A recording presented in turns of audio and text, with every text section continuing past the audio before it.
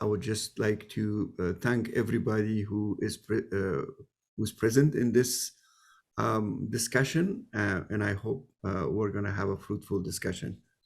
So without any delay, I would like to start the presentation because time is very limited for us, right?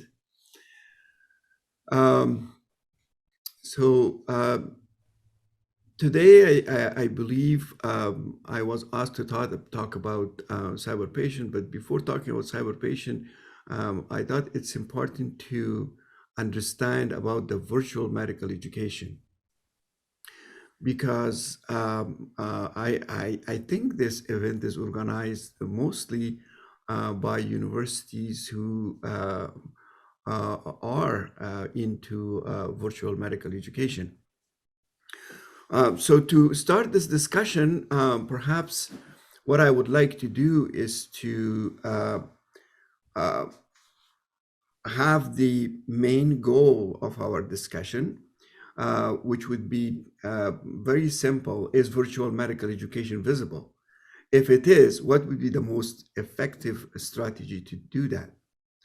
But before coming to that discussion, I would like to confirm three very important learning objectives for our discussion that would include the understanding about the curriculum, about instructional design and in developing online learning, and also maybe talk about the tools and technologies available for virtual education, and I will concentrate at that time on CyberPatient itself. So Karim, yes. Sorry for interruption. Do you have any presentation, like slides? Yes. Okay. Could you please share your screen? Oh my God. Okay. So, okay, just 1 second. I guess that's my fault. I didn't share my screen. Okay. Just 1 second. Okay, here we go. I have two. Okay, here we go. Now, can you see my screen? Yes. Okay, great, excellent. So let me go now to my slides. Okay, are you okay now? Yes, thank you. Okay, great, no problem. So first we're going to start about the understanding of the curriculum, what curriculum is. Many people have different opinion about the origin of the curriculum or what curriculum means. Some people think curriculum is a body of knowledge. Some other people think that it's a menu of opportunities. Some people think curriculum is a content or syllabus, we call it also. Or some people think it's a guide for educational process. In many universities, actually, they think that curriculum is a vehicle, a program in which a school or a university reach their purposes. But if we look into the history, the word curriculum is coming from ancient Greece. And the word is coming from the verb to cur. To cur means to run. So the word curriculum was used in ancient Greeks when there was a competition of chariots and the horses were going around the stadium in completing a circle. Once the circle is completed, they will call it a curriculum. And 2 circles, 2 curriculum, 3 circles, 3 curriculum. But it was John Bobbitt, actually, Franklin Bobbitt, who has used the word curriculum first in education. Because before Bobbitt, education was a teacher-centered process, and the teacher were in full control of the teaching environment and learning environment, and they did whatever they wanted to. They could teach today something and tomorrow something else. It would be depending on their mood or on their wishes, and so and they were treated as a god, and there were no checks and balances on education. But Bobbitt said that learning is a planned and guided process, and we have to specify in advance what we are seeking to achieve, and how we have to say how we're going to deliver it, what to do about it, and how we're going to assess to see if our learning objectives are reached.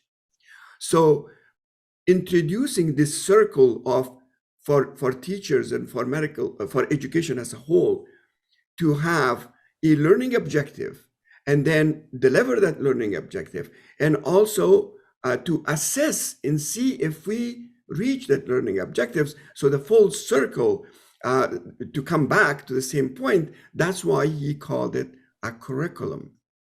It's a process. So it's in simple ways. What he did is he revolutionized education. Actually, he made a cultural shift in education, and nobody actually recognized him up until 1949, when Taylor started talking about the concept of curriculum. And in the 80s, Kerr and others tried to understand it better and actually implement it into education. So to have education as a process. People also have different views of curriculum. And the views of the curriculum directly relates to the views of knowledge of Aristotle, Greek philosophers, as you have perhaps all know. So Aristotle categorized knowledge into three disciplines. The theoretical, he called theoria, the practical, he called poiesis, and the productive, he called poiesis, and the practical, he called praxis. Based on this philosophy of Aristotle, people have also four different type of views on curriculum. Some people view curriculum as a body of knowledge. Some people view curriculum as an attempt to achieve outcome.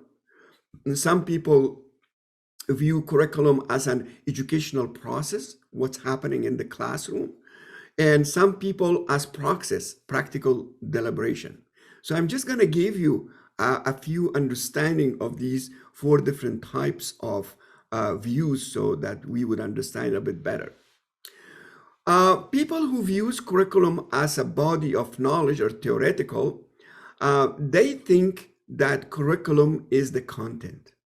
And that's perhaps all the people before 1970, people thought, oh, I have a curriculum. What they meant actually to have, they have a syllabus for the curriculum, not the curriculum.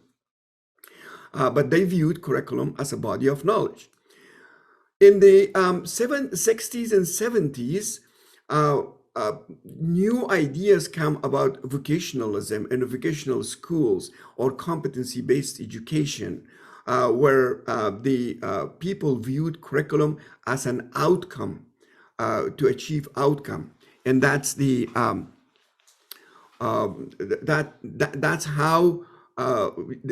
that's how the competency-based education in medicine came later on.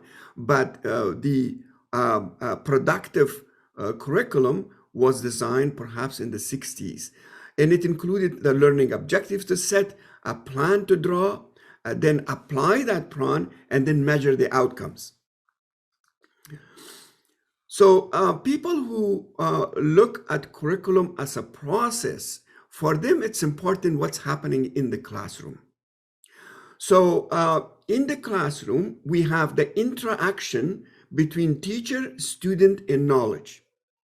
So curriculum,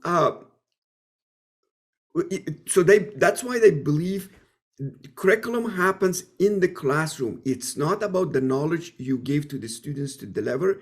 It's not about the outcome measures. It's people are learning in interaction with the teacher and students in the classroom, understanding what the knowledge is. The fourth group of people who views curriculum as praxis or practical deliberation, they think that Actually, the three important elements of teacher-student knowledge is not enough for the education. There are other factors that would affect the education, and they call it milieu. And that would include a lot of things, including the economics, gender relationship, teacher-student relationship, social relationship, and so on and so forth. Their argument was that the person who comes to the classroom with empty stomach in comparison to the student who had bread and butter and milk in the morning coming to school is different. The condition of a person who worked all night in a factory to afford his education to the person who slept all night in a nice bed is different. So our relationship with our students are different. We have favorite students, non-favorite students. And also our relationship with respect to the gender, for to girls or to boys, are different. So all these milieus are factors that would affect the education. So the people who views curriculum as praxis, they think milieu is an important factor. And Philip Jackson actually called this a hidden curriculum. So if you look at the modern, view of a curriculum, the curriculum has a few important components. It's the needs assessment. You have to know why you're teaching. Is there a need for your learning process? And then you have to define your learning objectives. You have to have a content. You have to have a method of delivery. You have to have assessment methods, and also you have to evaluate your process in the end. But remember that in all these components, learning objectives are central, because everything else will come back to your learning objective to close that circle of curriculum. So if your learning objectives should reflect, your content should reflect your learning objectives. Your method of delivery should reflect your learning objectives. Your assessment strategies should reflect your learning objectives. So I will not talk about other part of the curriculum because it's going to be another lecture, but the most important part, as I said, is learning objectives. So it's important also now to know how to make that learning objective that would pedagogically sound. So there are two important factors to consider. One is the domain of learning, and the other is learning outcomes or level of achievement you want to have after your classroom or after your education process. So for domain of learning, you have to consider three important pillars: is cognitive, affective, and psychomotor. And for learning outcomes and the level of our learning outcomes, people usually uses Bloom's taxonomy. I love it, but there are other taxonomies that you can use. So now that we know a little bit, I scratched just the surface of what curriculum is. I hope I could deliver the message for you what the curriculum is. We are going to start talking about instructional design. In order to design a curriculum, from my point of view, you have three important pillars. It's education psychology, task analysis, and instructional design methodologies. Educational psychology is huge, and again, it would require many more lectures. But in brief, you have to identify your educational psychology or educational philosophies, whether you're following behaviorism, cognitivism, constructivism, adult learning theories, theories of multiple intelligences, or whatever other theories you're following. You have to identify and first make sure that you know what you're doing. And then the most important issues that I like to touch base a little bit on would be task analysis in instructional design. So Task analysis actually is a detailed examination of an observable activities associated with the execution or completion of a required function or unit of work. So this is just a book definition of task analysis. I can tell you what it means. Task analysis actually was not developed by a scientist or a pedagogue or a doctor or a teacher. It developed by a businessman. His name was Frederick Taylor. In the theory is called now scientific management theory. What Frederick Taylor was a businessman, and he saw that his factory is not producing constantly. Every day the production is up or down, and he couldn't point finger to a person or to a process that was in default. So what he said, he says, no, I cannot do this anymore. Let's think about how we can divide the whole production process into specific tasks, and then divide that specific task to smaller tasks up until we get to the bottom denominator, which he called entry point or entry behavior. So for example, if you are making a car, let's say somebody is making a division is making a door of a car. So what are the tasks that included in the making the door of a car? So the task would be to put the metal together and electrical things, and then in electrical things, there are circuits and there are wires. And so he was going down to that path. And then he was giving every entry point to one person responsible for. So if something did not happen in the production, then he could come back and pinpoint on a specific person who didn't do their job. So since 80s, the scientific management theory of Frederick Taylor is used in education, because we can take actually a curriculum and divide it into specific parts, and each part then divide a specific task, and each task we can go to smaller to the bottom denominator, or to the entering to the point of entry or entering behavior.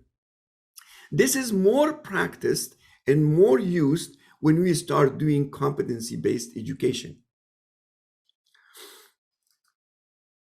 So the second thing that I promised to talk to you about was instructional design. So for instructional design, in normal situation in the past, you had also three factors. It's content, learner, and method of delivery. However, today, with the development of technology, and particularly online technology is becoming the fourth pillar of instructional design. With this diagram, I try to make sure that you would understand how it relates to each other. Like the pillars that we call educational methodology, content, and learner, but technology is in the center of this. So for example, if you choose your philosophy as an adult learning, you have to use adaptive hypermedia technology. If you use the theory of multiple intelligence, then you use multimedia technology. If you use the constructivism theory of Piaget, then you can use mostly simulation or SPs or others. So with the introduction of technology, now you have to not only think about the content, about the learner, and about the method of educational method of delivery, but then you have to connect all this together with technology and how the technology would affect each of these factors. The other important thing in curriculum development is that in curriculum development and delivery, we pay attention on efficacy and innovation. So these are the most important factors that affects the adaptation corridor, how the students would learn. Now, if there is a balance between innovation and efficiency, then the adaptation corridor is straight and it's going up, and people will be learning in a specific balance. But if there is more emphasis on efficiency, then we skew this corridor toward efficiency and not toward innovation. And in fact, most curricula in the world are about efficiency. They're all emphasizing on efficiency. And medicine, or even other universities, even K-12 education, they make more emphasis on efficiency. What it means that we're examining people, examining, so that they know they become very efficient on answering questions in exams. But when they go to the real life, they don't know how to apply that knowledge, because we didn't allow them to do any innovation. Actually, in medicine, most of the time we punish students for innovation. How many times in the OR somebody is trying to be innovative, or holding the instrument different way, or tying the knots differently, and I come and go and say, what are you doing there? Don't do that. Do it the way exactly I told you. So this means that I am killing the innovation in this person. So he will become a robot of being efficient on a specific task, but he doesn't have that. When he grows up and he becomes a doctor, a surgeon, we already killed the innovation in him. So it's important in curriculum development that you have efficiency and innovation on an equal basis. So today we are talking more about the competency-based education, particularly in medical schools nowadays, all over the world. Competency-based education is very important. And you would see, you will hear a lot of things about milestones and APAs and things like that. And at times it's so confusing, because people think, well, what is a milestone and what? So milestones is an observable marker of someone's ability along a developmental continuum. So what it means is that it is the minimum task, or the bottom denominator. You remember I told you about in scientific management theory. So milestone is that bottom denominator. That is the most important cornerstone of a curriculum, because many milestones together then form an APA, entrustable professional activities. And then many EPAs then would form a rotation. So just to give you an example, maybe to understand it better, I am just gonna see if I can explain it. Let's say if you have an educational unit of rotation, so what this would do is that the most important part would be your milestones. And your milestones, you have to give to your students educational environment that would include cognitive, psychomotor, and affective. And then you have to have functional competencies to ask them specifics of what they should do to reach that milestone. And then you have core competencies. I put here as a purple CC. In core competencies are general competencies that a university or a college would like you to have. Like in our case in Canada, the Royal College of Physicians and Surgeons of Canada have CanMed competencies. So there are 6 pillars that every doctor who graduates from Canada in every aspects of medicine and whatever he does, he has to apply those cornerstones. So in order to just give you an example, let me see for you to understand. So the starting point is the milestone.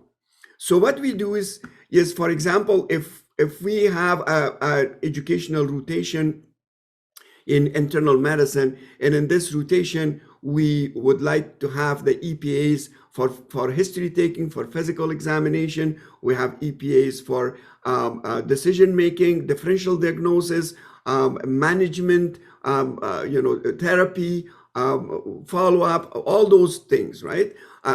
Patient transfer, we have documentation, so we have many of those EPAs.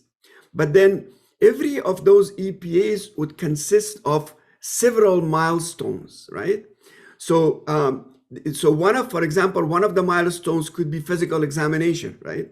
So, general physical examination, if that is the milestone, then we have to deliver knowledge to the students to learn how to do physical examination. We have to provide the environment for them, a patient, a virtual patient, an SP, or any other things, so that he can practice on and learn more. And then we also to do the psychomotor function, and also to provide a reasonable environment in understanding for the students to like that physical examination, to have a positive attitude toward that physical examination, so they would know the value of physical examination, and that would be the effective part of the curriculum delivery. Now, once we deliver all these things to the students to learn physical examination, then we need to do some functional competencies. And those functional competencies include, for example, vital signs, palpation, percussion, and auscultation, just as an example. And then, a student, in order to learn physical examination, we have to provide them with all that information. And also they have to understand how to do the vital signs and how to do palpation, how to do percussion, how to do auscultation in order to learn physical examination. And all that would be in the context of medical experts, which is core competencies in Canada, professional communicators, and scholars. So when you palpate a patient, how compassionate you are with the patient? Do you consider the safety of the patient? As a medical expert, do you know how to do that? As a professional, how do you behave? And as a communicator, how do you communicate with your patient in doing that? So those are the most important part of the competency-based education. And when you do the assessment of the milestones, also in competency-based education, you do the assessment of milestones. And in the assessment of milestone, you consider the functional competencies, core competencies, as well as the knowledge in relation to those competencies. So competency-based education is not something new. It's actually about experiential learning. And experiential learning is a process of learning through experience. It's not learning by experience. It's learning by doing, actually. In the concept of learning by doing was proposed by Swiss pedagogue Piaget, and it's called theory of constructivism. So Piaget once said that learning is secondary to and dependent upon progressive reorganization of cognitive function. To teach, Piaget said, is not to reshape behavior, but to provide the environment for students to self-explore. So also our practical medical education or competency-based education is not mainly on transfer of learning, a transfer of knowledge. It's based on transfer of learning. The difference that there is that transfer of knowledge is from one person to another person, and transfer of learning is from the same person to the same person. It's how our prior experience affect our new experience or future experiences that we are going to have. In it was proposed as a recall recognition theory by Hofding. So what it means actually is that Hofding actually proposed the theory of identical elements.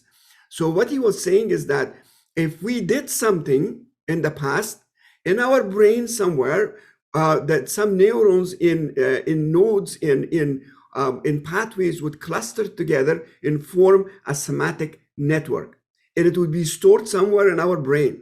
So when the next time we do the same thing, then we don't have to think even about it. We go and reach from the library of semantic network in our brain, and we repeat the same thing without even thinking about it.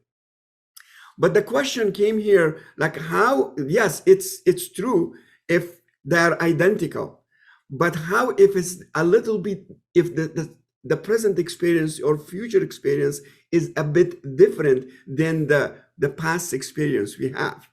So, and then people develop the cognitive theory of transfer, and they would say that the transfer of learning is not based on identical similarities. It's based on conceptual similarities. So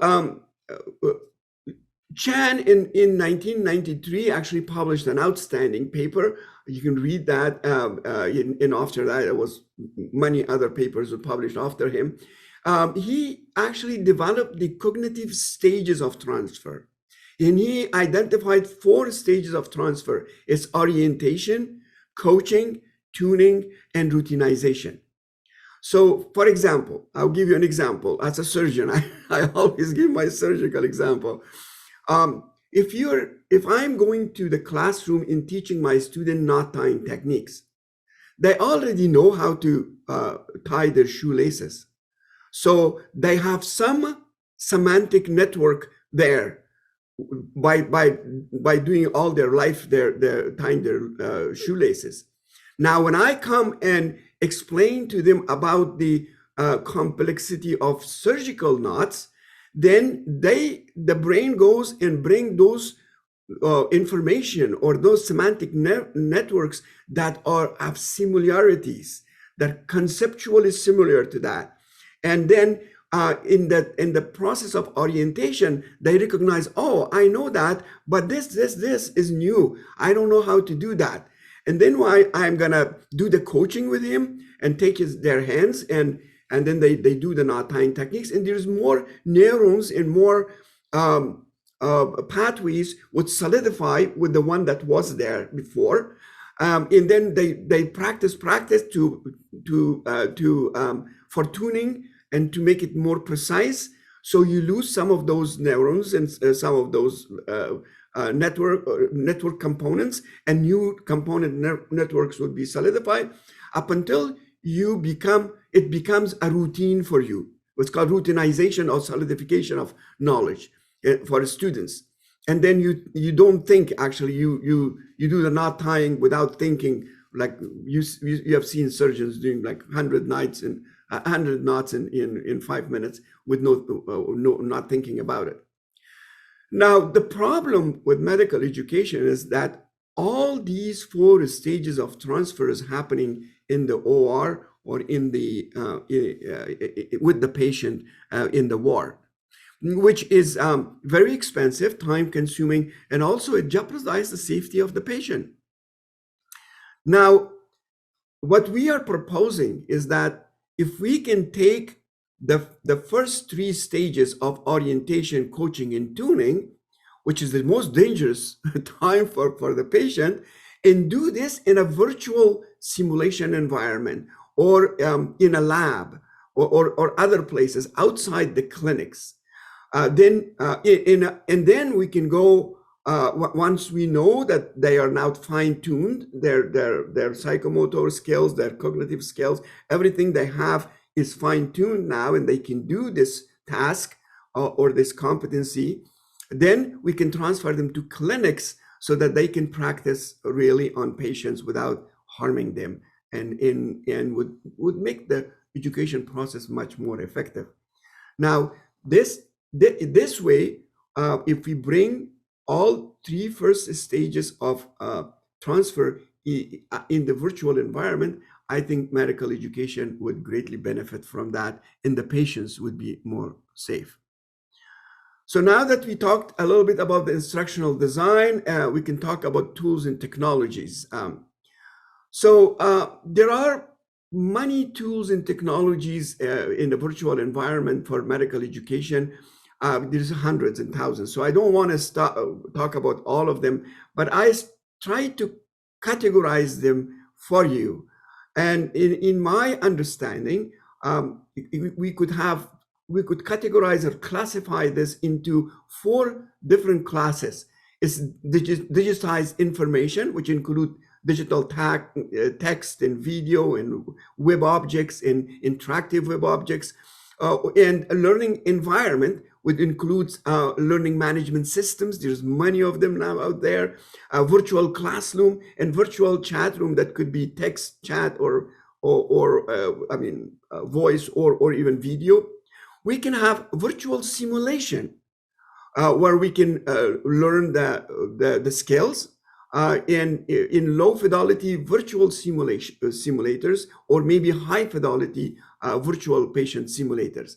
And gamified platforms are a thing of the future. We're just embarking on those. So coming back to CyberPatient, as I promised to you, CyberPatient belongs to that category of high fidelity virtual patient simulation. So actually what CyberPatient is, it's a virtual hospital with 135 digitally enhanced patients that are available for you 24/7. And your students can go at any time and reach those patients, practice on them without any ethical or legal consequences. And it's 10% of the cost of an SP. Actually, the research has shown that. And also what you can do with CyberPatient that you cannot do with other platforms, that you can go into the whole continuum of care, from history taking to physical examination, investigations, diagnosis, treatment, and prognosis of the patient. CyberPatient also provides great pedagogical values.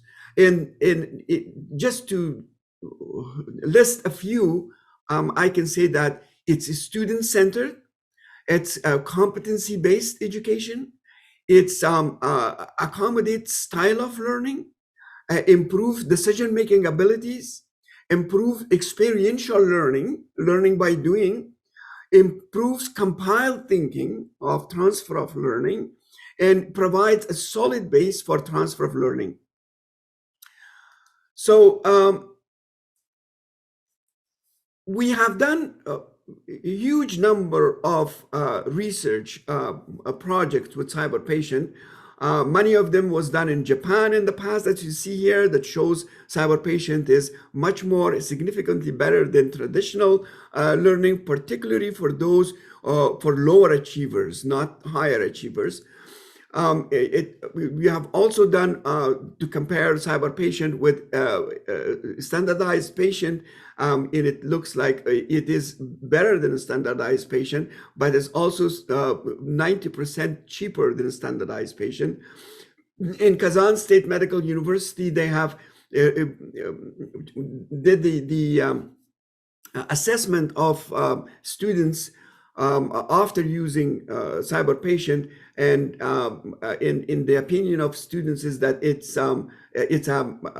has a measurable 90%, close to 90% impact on their medical practice.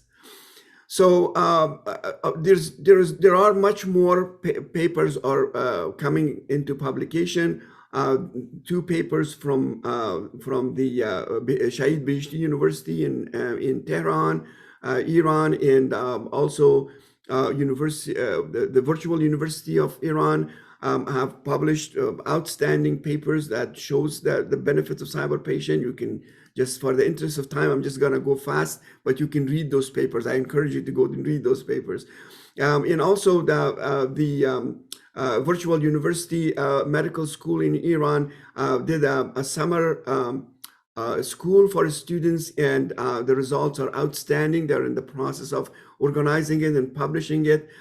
In Kazan State Medical University, actually, they did also a very good study that where they because of the COVID-19, most of the students, some of the students could not come from outside into the country, so they gave them CyberPatient, and the ones who were in Kazan State Medical University, they gave them traditional methods, and they saw that people who use CyberPatient, it shifts the mediocre students into higher achiever students. In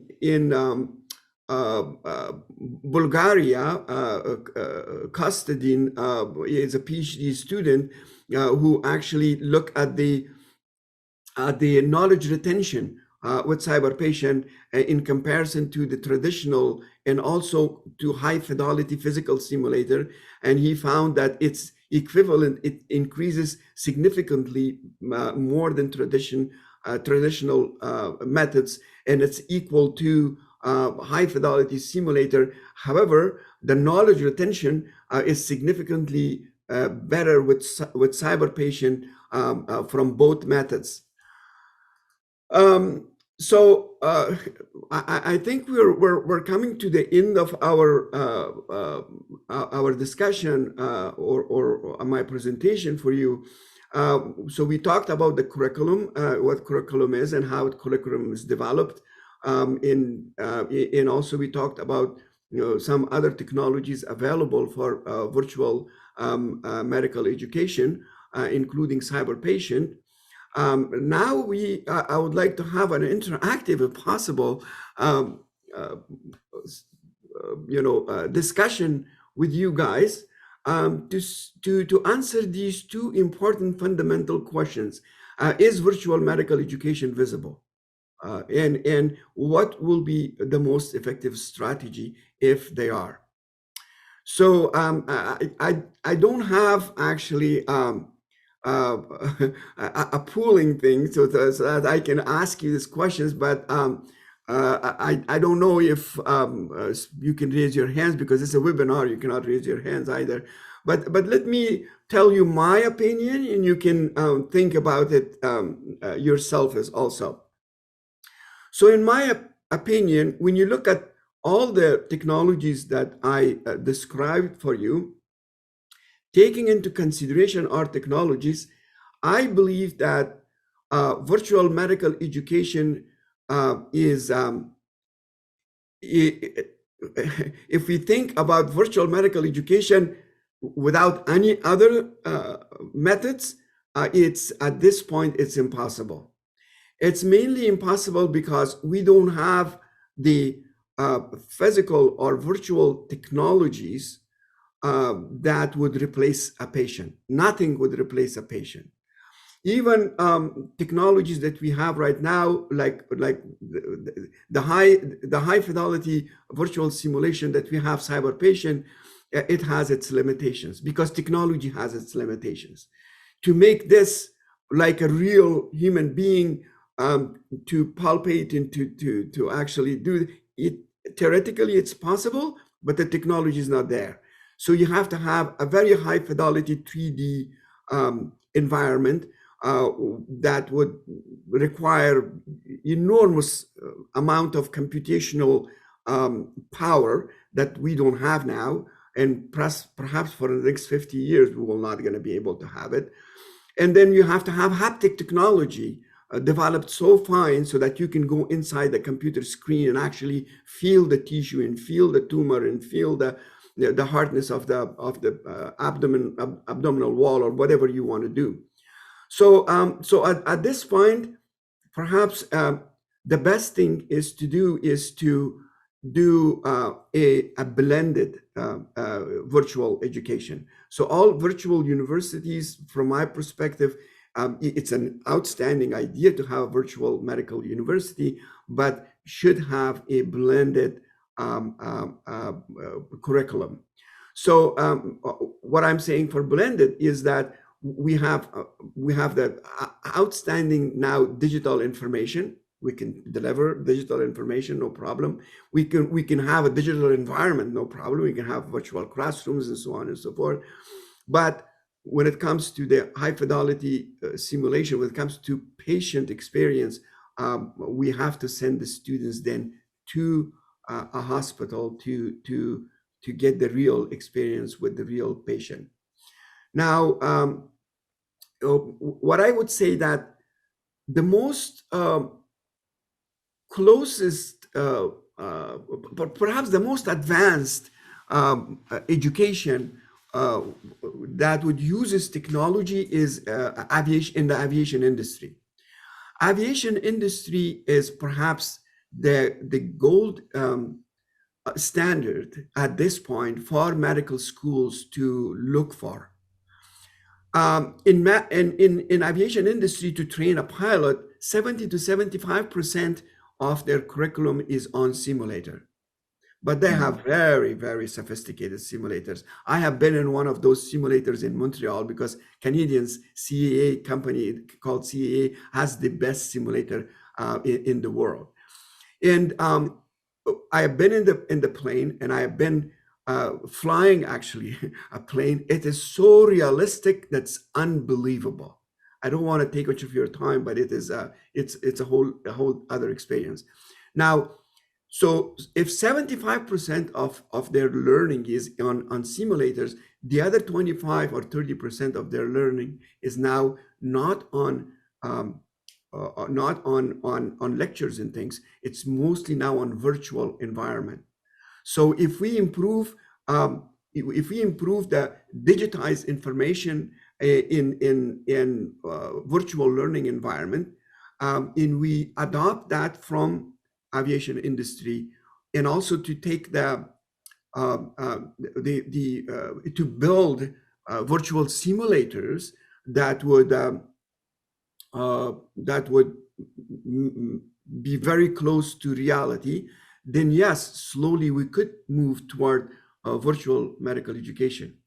But I think it is very important that these virtual medical schools are around, and they are working on it. They're collaborating worldwide. But in my understanding, it would be nice to have the aviation industry as a gold standard in work toward that direction. At this point, I would like to thank you very much for your patience dealing with me. And if you have any questions, we have some time to entertain.